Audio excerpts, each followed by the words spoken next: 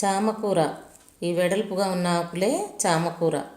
చామ దుంపలు నాటితే వచ్చేదే చామకూర.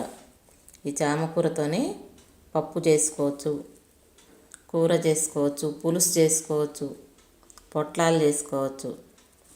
చామ దుంపల్లో కన్నా ఆకుల్లోనే అధిక పోషకాలు ఉంటాయి. ప్రోటీన్లు, ఫైబరు అధికంగా ఉంటుంది చామాకుల్లో. చామాకుల్లో vitamin A, vitamin K, vitamin E పుష్కలంగా ఉంటాయి.